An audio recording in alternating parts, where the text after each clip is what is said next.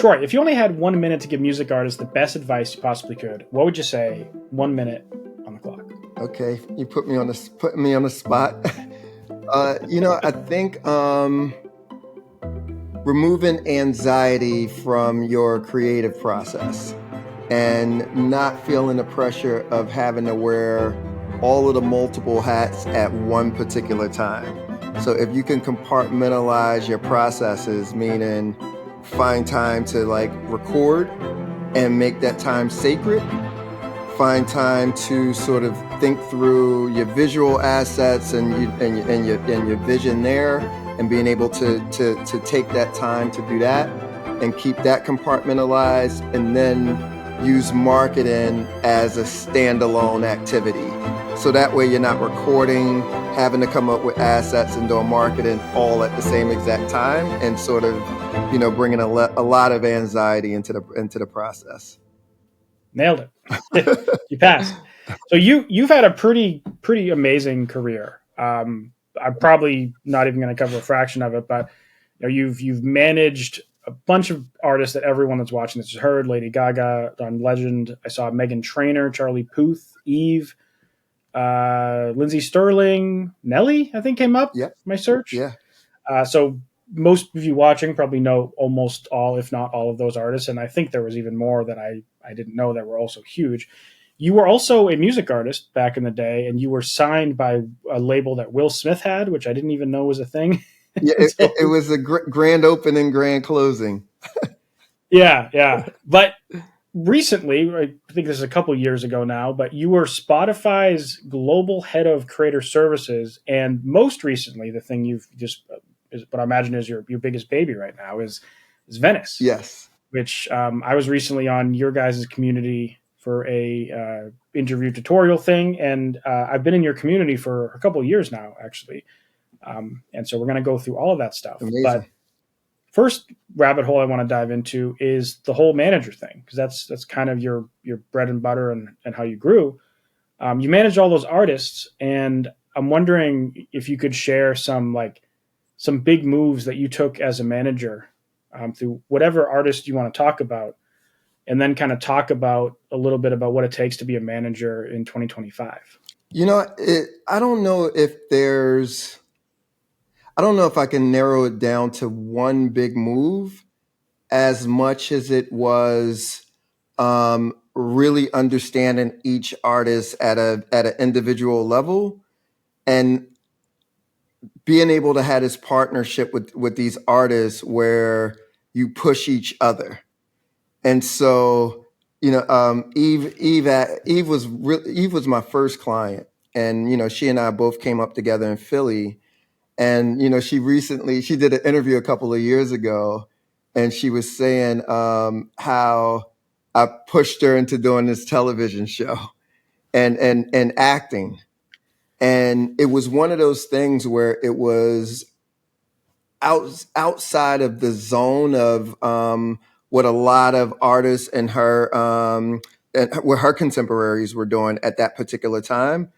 But seeing the blueprint that Will Smith had made as a rapper turned actor, seeing Queen Latifah, who had done something similar as well, I just felt like Eve had the skill set and the ability to do it, and sort of, just kind of nagged her and pushed her, and, brought on an agent to help out. And that was the sort of catalyst that just kind of gave me a level of confidence that, we could do stuff outside of just what people expected us to do. And it didn't necessarily have to be only focused around the music. Yeah, and I saw a quote from you somewhere where you were talking about how when you first started working with Lady Gaga, and unfortunately I don't actually know her real name. Is it Stephanie? Stephanie. Is that what it is? Stephanie. She was you described her as like she wasn't a dancer. She was like a girl who was hiding behind her piano, a woman hiding behind her piano, and she wasn't doing the whole dancing loud and like in front of the world. So I'm guessing that's something that had to be kind of cultivated and worked on. Right? Yeah. She, Gaga's an incredibly special artist, just because, to your point, she was a piano player, excellent piano player, and, amazing singer, amazing songwriter. And Vincent Herbert, who had originally discovered her, brought on a choreographer, Lorianne Gibson. And so to see Gaga go from a pianist to somebody who's doing full pop, all out choreography, it's a testament to her work ethic. And because a lot of people think people have just natural skills, and so when you see them, they're sort of fully realized. But sort of behind the scenes, it just was this incredible work ethic to sort of, if I'm gonna be the best pop star, I gotta be able to have choreography, and I gotta be able to make music videos, and just do things that sort of push all the way to the limit. And so I give her the credit for that. My job was really just to, um, with Gaga specifically, was to translate the vision to everybody else. Because for an artist that hasn't even put out a record yet, and you're trying to translate, okay, no, she's going to be the biggest pop star in the world, and these are the things that we're looking for, and these are the directors and the photographers, and pushing. um my job was to clear the lane, and I just served as a translator and strategist. How do you find such talented artists like this to work with? I have to imagine that before you started working with all these amazing people, that there were probably a bunch of other amazing people that we don't know about.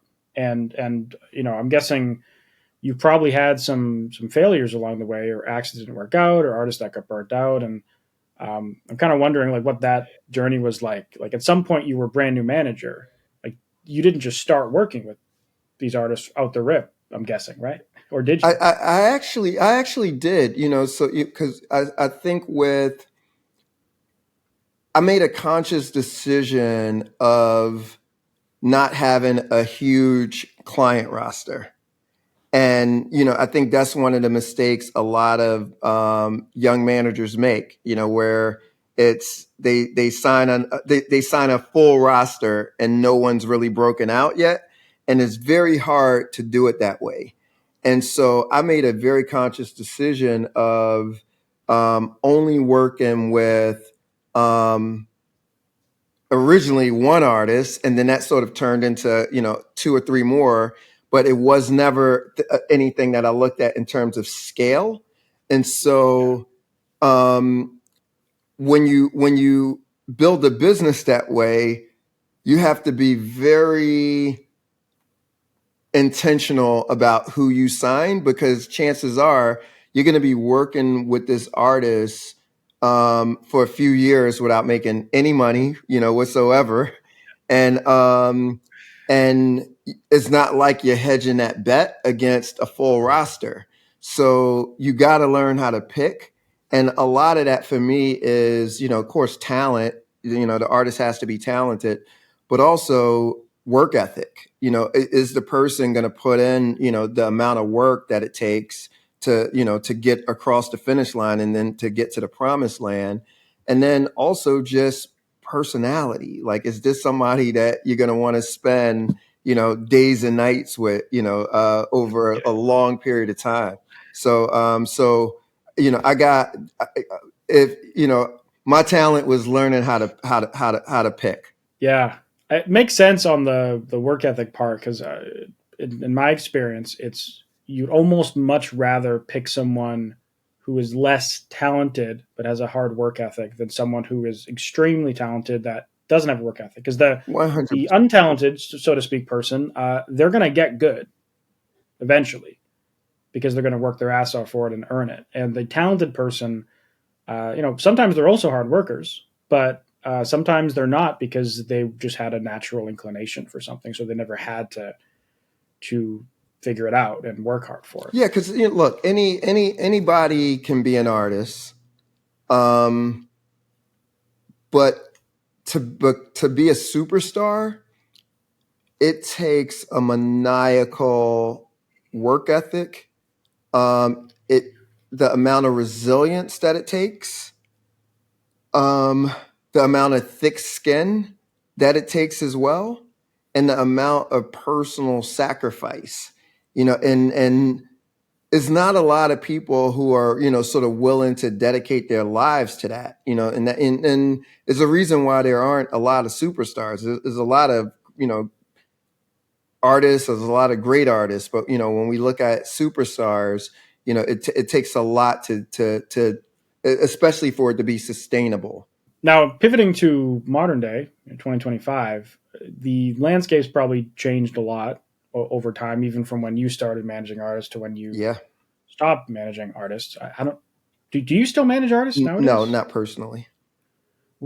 In your experience, just kind of looking around, maybe colleagues who are still working in, or artists you admire, like, what does it take to be a manager nowadays? Like, what are the skills? Is it the same kind of skills that when you were doing it, or do you think it's evolved over time? It's really evolved, only because the expectations of artists have evolved, specifically with the rate of speed that music moves around the world, and the fact that there's, there's, you're always on, there's no more cycles. You're always on.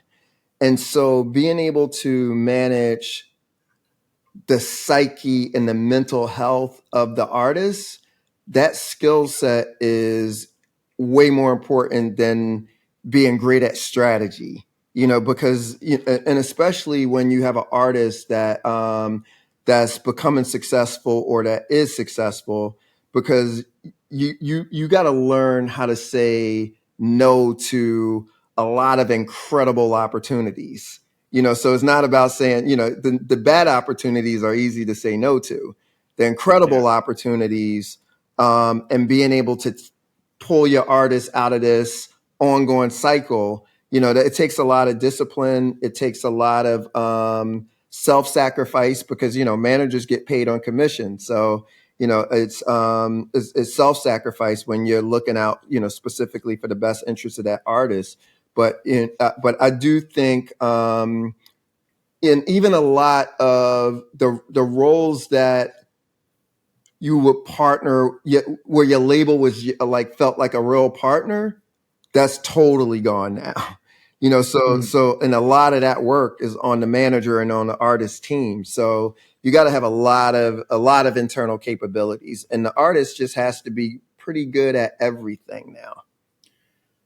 Yeah, yeah. I run an ad agency and I do consulting on marketing with a lot of artists and also with managers. And the artists I work with, typically they're the artist, they're the songwriter, they're the producer, they're the mixing engineer and mastering engineer, they're the social media content strategist, they're the Yes, person running the ad campaigns. And if an artist is lucky enough to have a manager helping them out, uh, all those roles are now just shifted to the manager. yes, So it's like now either you're an artist wearing 20 different hats, or you're an artist wearing like three hats and a manager wearing 17 hats. absolutely, absolutely. And a lot of artists just get exhausted, and managers getting exhausted too, because you even something like learning how to run Facebook ads or learning how to pitch a song to somewhere, whether it's Spotify or elsewhere, or come up with the rollout strategy for a song. It's like all that stuff can be like a full time job. It is, and the fact that it takes up mind share that should be dedicated to the creative process. Yeah, and that's one of the biggest issues that I see in terms of,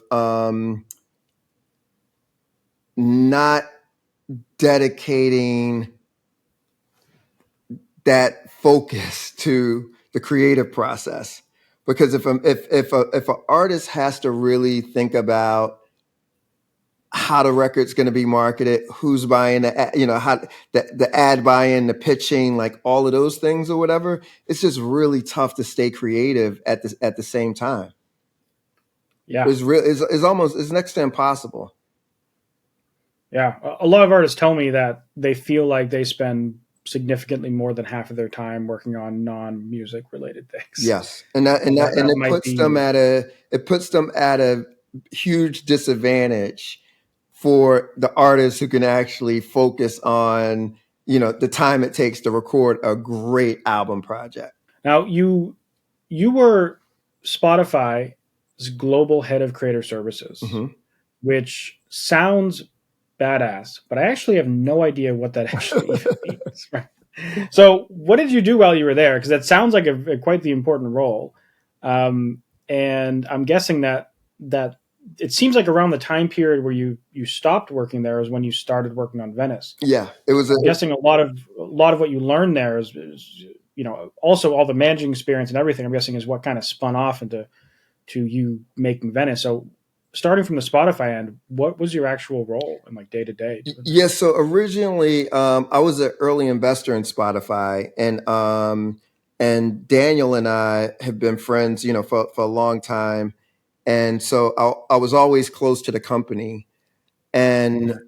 when I stopped doing management, I was working with Daniel on a project that he was testing out with working with directly with artists, and that ended up transitioning into me helping them figure out how do we bridge with the music industry, so everything from dealing with record labels, music publishers, songwriters, producers, artists, but also helping artists figure out what their strategy is for streaming. Because at that time, the time I came in, there was a heavy focus on iTunes at that point and downloads.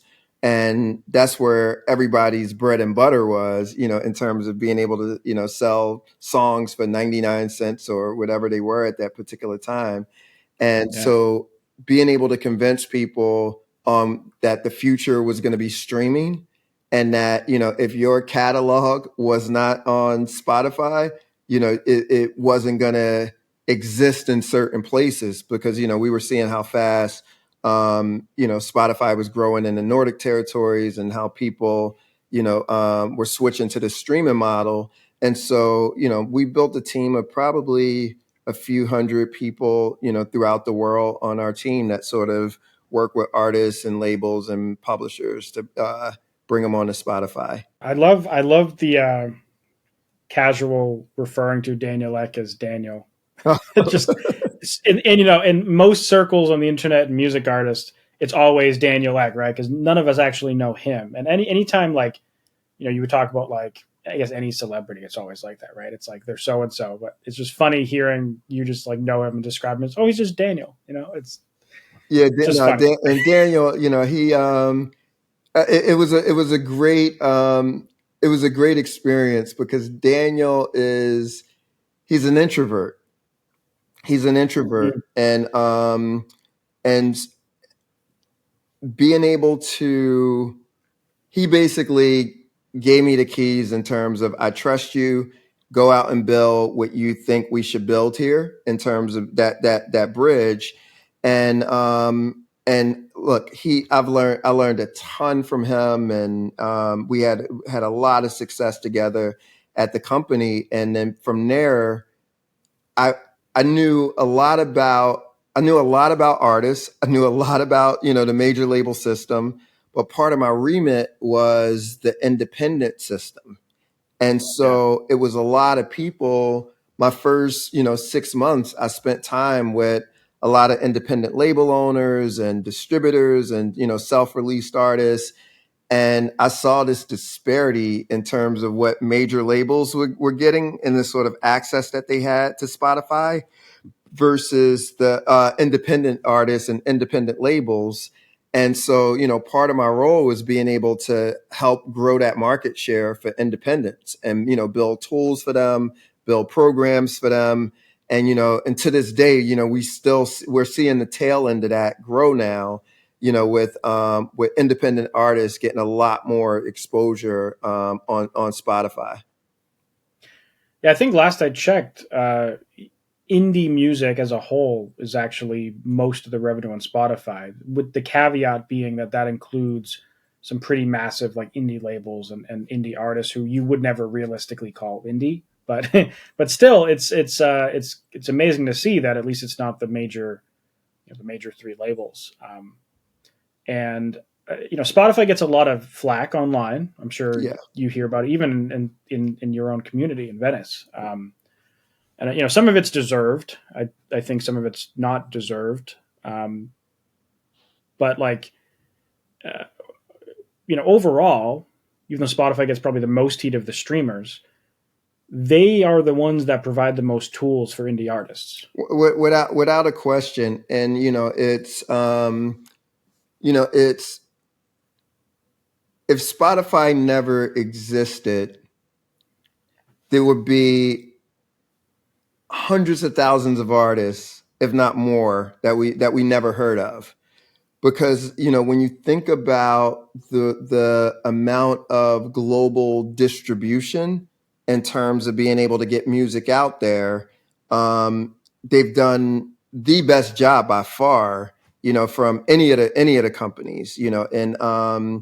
And I think because of the playlist ecosystem and because of the and specifically around algorithmic, not editorial a bit, but more so around algorithmic, you can get more artists to more people much easier. And unfortunately, the I think people tried to fit the old financial model into the into a newer streaming model. And so I always hear people say, how a million streams should be $1 million, right? Yeah.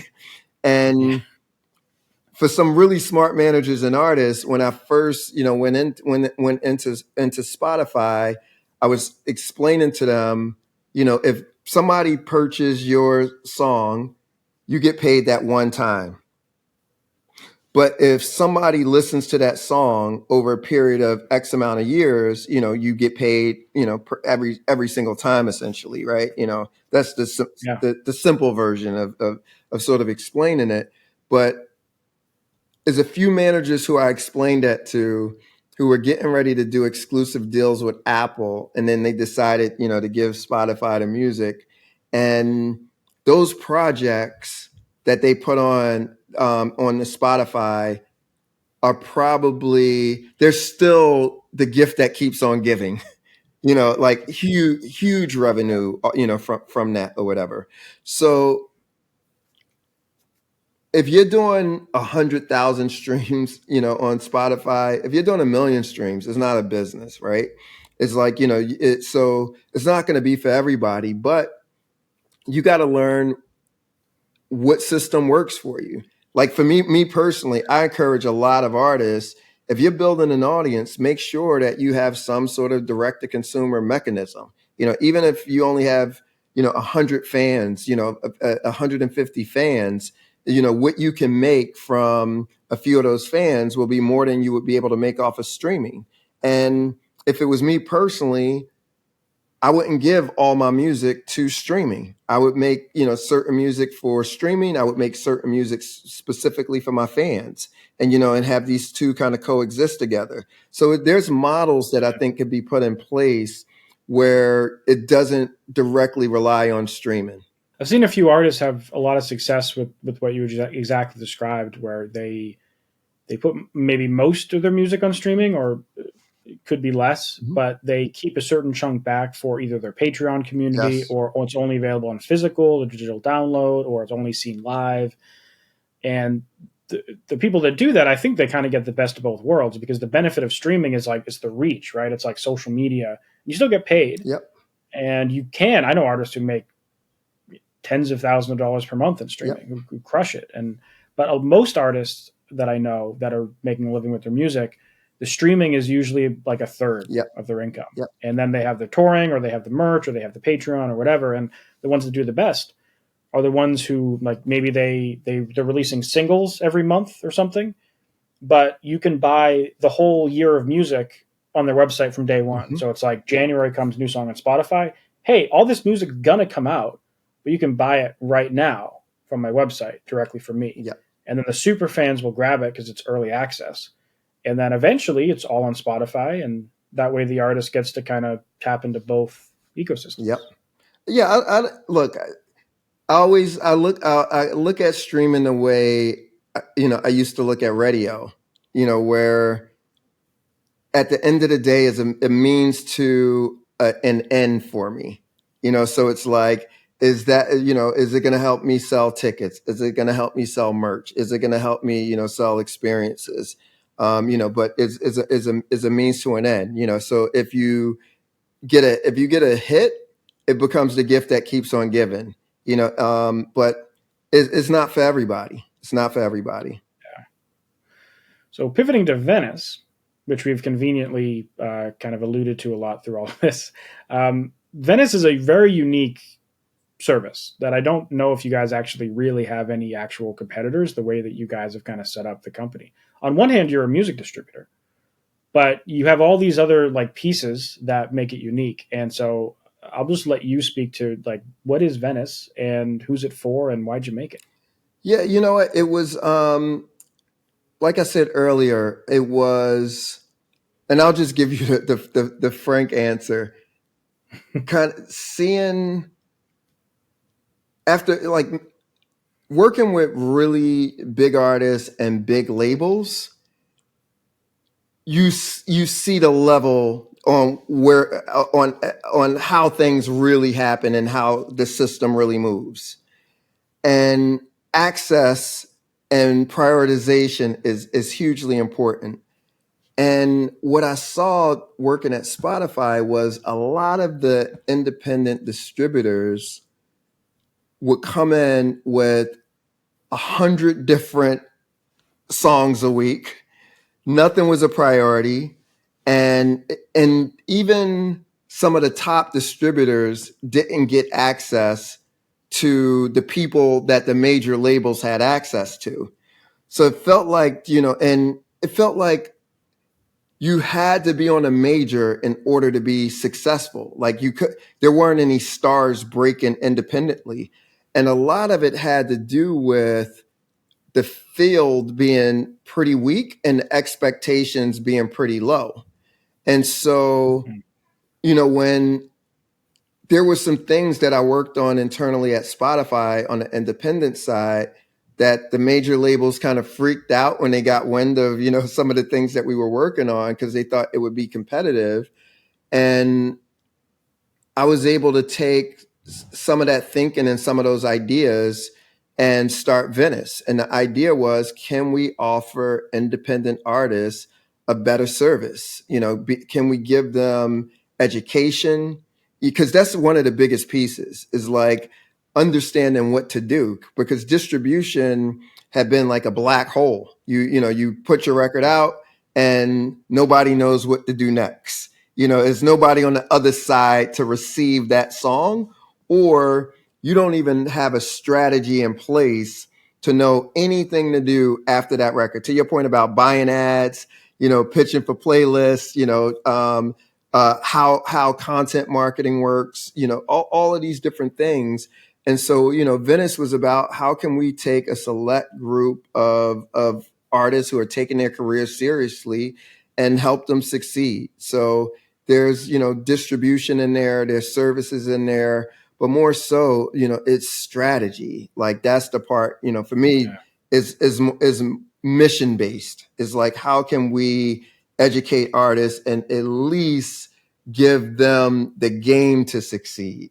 And that's what I was saying about how I think you guys are very unique is that a lot of the distributors out like you guys are a distributor, but I don't even know what to call you. Just because you're kind of this unique combo, which is cool. Like, and for imagine for you guys, that makes you stand out when someone's like, oh, do I go with DistroKid? Do I go with TuneCore? Do I go? And you look at Venice, and it's like, oh, well, that's not anything that's happening anywhere Honestly, else. I've sent a lot of artists to DistroKid and TuneCore, and other services because I'm like, if you're not going to take advantage of attending workshops and doing one-on-ones with our team, and coming to events to learn, and actually using the product outside of distribution, you might as well go a cheaper route, where it's because it's you're not taking your career that seriously, Yeah. and I really want this company to. I want every artist within our community to have shared values in terms of we are serious about our craft. We're trying to get to the next level. And this isn't about trying to be famous or just I'm doing this for fun. This is like I really want to take my career to the next level. Yeah, and on the note about one-on-ones, which is epic, by the way, that you guys actually offer one-on-one help for the artist on your roster, so to speak. You've kind of embraced AI in a clever way as a way not to like replace any artistic elements in it. There's obviously like Suno and Udio, which is a whole different thing, and then there's Mid Journey and stuff for artwork and all that. But you have this kind of like I think you call it co-pilot manager or Oh, co-manager or co-manager, something. yes. Your co-manager AI, that's a kind of like a sidekick for people to be able to ask for advice. And I would imagine you fed it with just a whole bunch of experience Mm-hmm. and data that you have on what works and what doesn't, and tactics and strategies and drop releases. And when I was talking to Donovan on your team, he was talking about how on the back end you guys use it just to make yourselves more efficient as a Yeah. team, which I think is a smart way to do it. So you're not like shunning the AI, so to speak. You're just trying to use it to make a small team function as a bigger team. Yeah, like look, I think people have this aversion to technology, and I've seen this so many times. And going back to our conversation with streaming, it's like there was a huge aversion to streaming, and when Steve Jobs launched iTunes, it was a huge aversion to downloading. Like it was a big thing around downloads, and it was the same thing with CDs. When people would talk about quality of CDs and ripping, you could rip CDs and things along those lines. So and even when if you want to really take it back, the phonograph record was very controversial. Because people thought that people would stop attending live shows if you could listen to music in your living room. So it's like, it was hugely controversial. So I think people's aversion to AI is just naturally what happens. And the way I look at it is how do you use technology to your advantage? I would rather use email than sending somebody a physical letter in the mail every single time. I need to send them. I would send a message, right? Emails made us much more efficient. Think about what synthesizers, right? And and sample machines, that allow somebody who didn't know how to play drums, all of a sudden, you didn't need a drummer to come into your session or a pianist to come into your session. So technology in the creative space has always pushed things forward. So Yeah. we always look at what's next in technology. With AI, what I gave very specific directives to our team in terms of we have to stay creative as a company. And what AI doesn't do that I've seen is spark incredibly fresh ideas. So and it's able to sort of cobble together things that have already been done. But if everybody's sort of fishing from the same pool, the same chat GPT pool, everybody's going to Yeah. get some version of the same answer. So for us, as we were looking at building out co-manager and rollouts, it was how can we take everything that we've learned about marketing, strategy, the music industry, how things work. We have all of this documentation. Let's be able to download our collective brains into this thing, and that way it gives us the ability to scale our knowledge.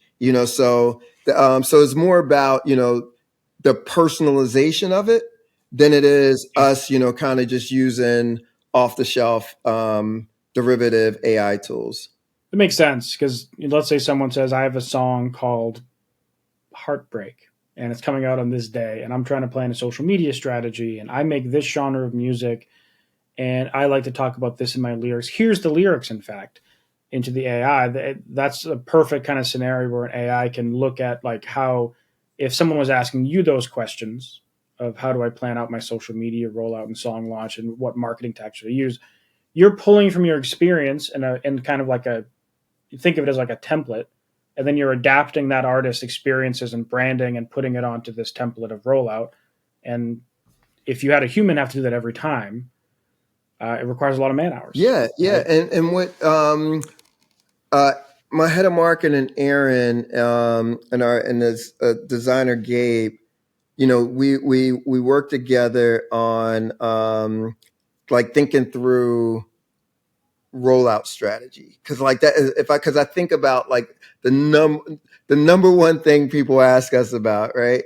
So Aaron is masterful when it comes to thinking about how to roll projects out, how to make it, how to create special moments, and being able to have Aaron have a human level of taste over this. That's the part that Yeah. the taste level means something. And being able to understand an artist, their intent, is super important when you're building a strategy for that artist. Because it's Yeah. like you want to know as much about that artist as possible. And to be honest with you, I every piece of advice that I give to artists within our Venice community is advice that I would give to an artist that I was managing. And Hmm. those are the conversations that I have with artists within our community. And so any extension of us, whether it's technology, whether it's guests that come speak to our community, everything that we do has to feel like somebody or something that I would put in front of an artist that I represented. And so our bar is very high in terms of the information that we give to our community. You said something about technology and using it to make your lives easier and also like move everything along in a positive direction. Um, One thing I saw a quote from you. For the last couple of days, I spent a couple hours just looking into your life, so I feel like I know everything Uh-uh. about you now. You saw this quote that was something along the lines of Daniel Eck lives 10 years in the future, or He something along does. those lines. And you looking at all the companies you've invested in over the years, you're obviously very forward thinking with the types of tools you choose to use and what you choose to invest in. Where do you think, like, what's the next big thing for music? And obviously, there's no concrete answer, but have to imagine you've thought about this. You've seen the transition to digital downloads and piracy, and then streaming, and it's been just streaming for a while now. And I've seen a lot of artists say, they can't wait until the next big blah, whatever it is, because they're tired of the streaming model and it hasn't worked for them, and they don't think it ever will.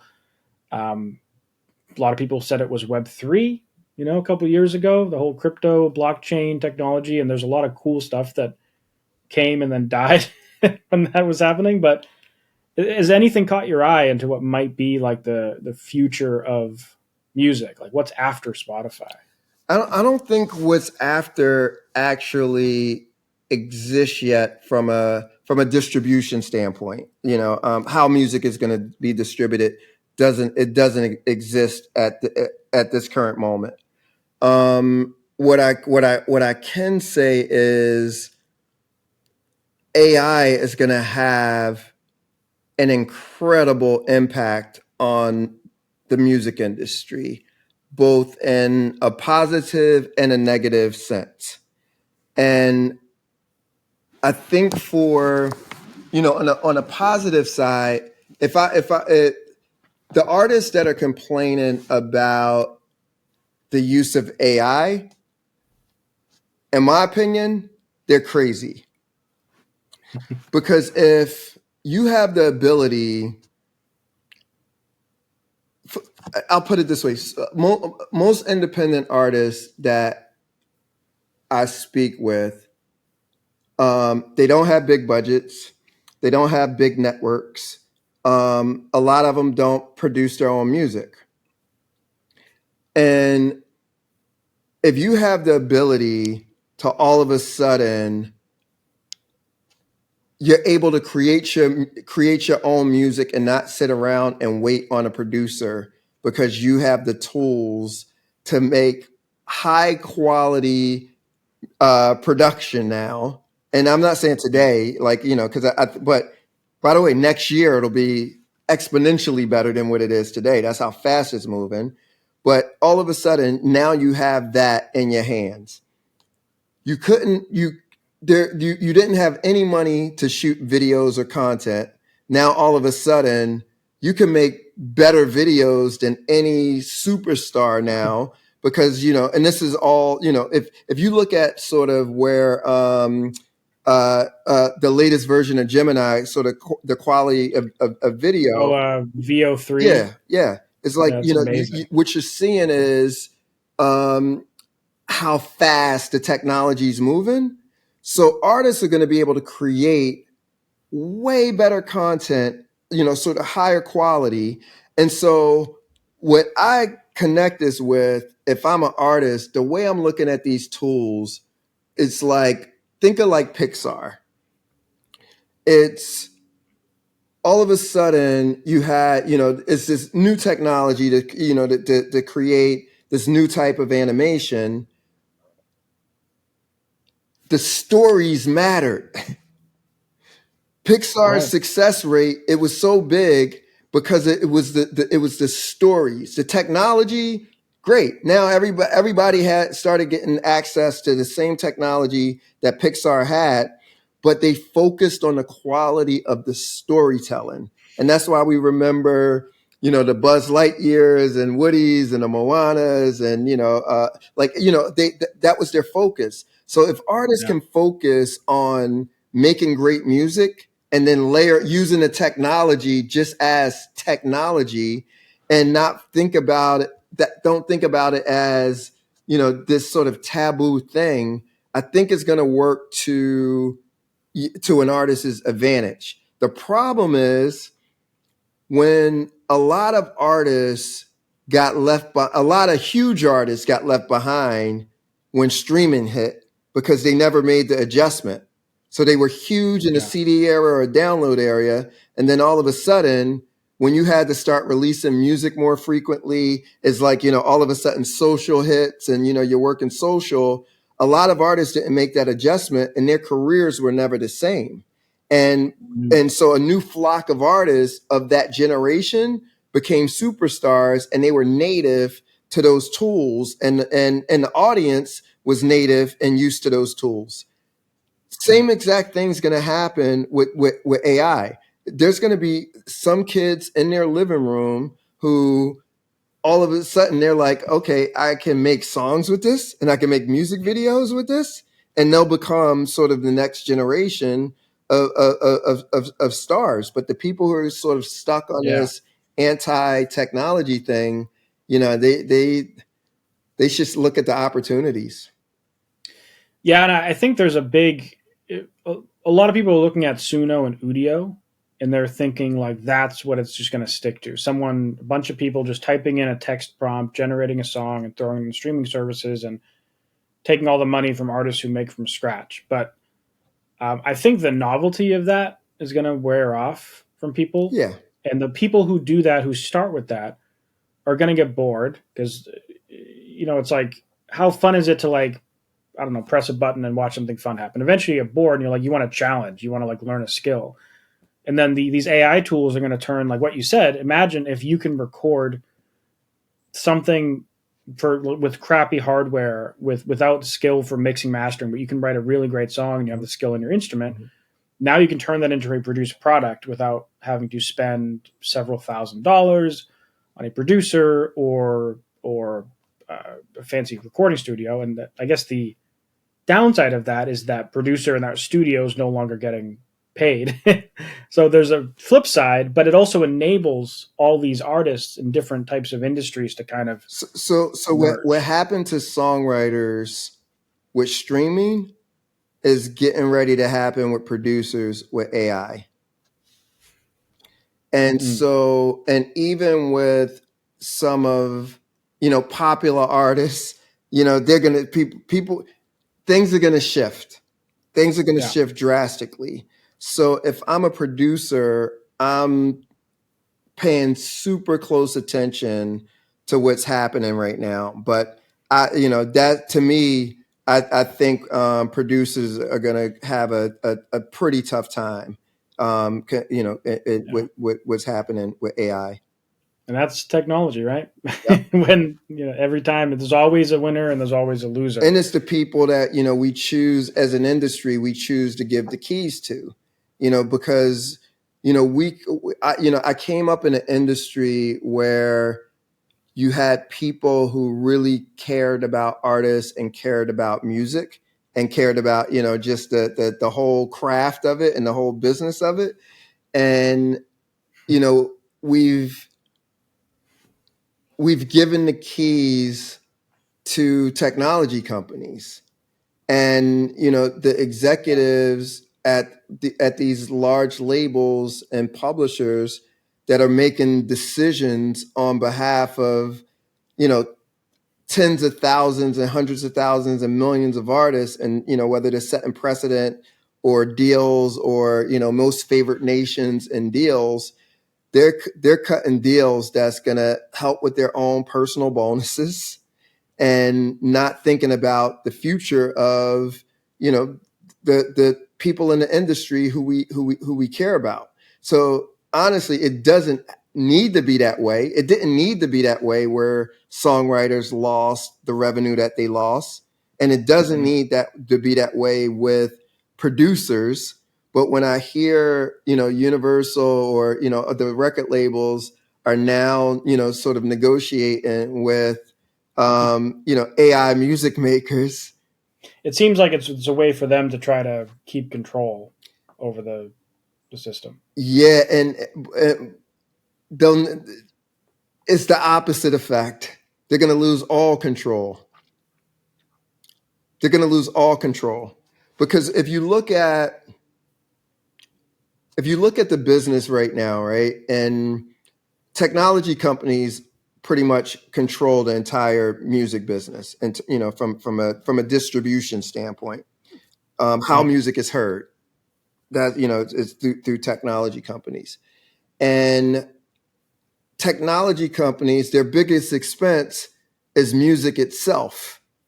And so if you're ByteDance and TikTok, people aren't showing up for the music. People are showing up for whatever trends and sort of consumable content, and music lives underneath it. What's going to end up happening is music is going to be made by any if you're making a funny video, you'll then be able to create a song to go alongside of that Yeah. and that song will be the song that ends up going viral versus some other song that by so and AI having the ability to create its own music, then and if you're a technology company, you have a choice of whether I'm going to pay for free music that AI is making for me or this very expensive music that these companies are charging me for. I'm going with the free Mm. music all day long, and my margins are going to be huge. So we'll 100% see that squeeze without a question. Yeah, there's a lot of reports of Spotify like hiring ghost producers to make like meditation lo-fi music and then padding it out in their playlists. And I don't know if that's hearsay, if that was proven, but there was people saying that that's the case. And The rumor was what they were doing is they were going to these producers and they were hiring them to make the music, and they owned it, so they didn't have to pay out royalties on it. They had to pay just the upfront rate. But since they own the playlist, editorial playlist, all the artists in the editorial playlist were their own ghost produced music. That part of it's not that part's not true though. Where it was Spotify didn't own the music. That was the rumor. Yeah, that wasn't true. That wasn't true. And I guess, well, it sounds like you might know more, but I guess who did own the music? The actual artist who created the music. Gotcha. There's a super, like, I'd say, like, I've probably seen over 100 people talking about this on the internet where they're like, Spotify gets caught padding their playlist with their own music that they commissioned. Yeah, I think commissioning music is different from owning music, though. Like, so if so, and this was a thing that we actually talked about internally, because so I know this part intimately. You're employing real musicians to actually create music if you need certain music for certain playlists. So, but Spotify never owned the actual music itself. Gotcha. So they did actually pay out royalties on that music that they did. Yep. Yeah. Well, I'm sure people are going to share this video around for this topic because, yeah, that's the thing. Now, I know I can't speak to anything that happened, after I left. I only can speak to what I know while I was there, at least. Well, what do you want to leave the people with? We're going for about an hour. Any last minute words of wisdom or tips or visions for the future? No, I just would say, for artists have to fight to stay artists. Like, and I mean artists with a capital A. Like, like really being able to stand your ground artistically and not compromise the art itself for the sake of the business or the sake of technology, and then the other piece of it is just really being optimistic about the future. I think, not being scared of, what's coming, but how can you really stay close to what's coming and being able to adapt to it quickly so that you're ahead of it and it doesn't get you on your heels. That being said, everyone, join the Venice community down below. I have a link in the description, and also check out the Venice website, also link in the description. And I'll probably throw a social media link to one of your socials down there as well, so people can find you somewhere. But anyways, man, thanks for coming on. No, it's amazing to speak with you.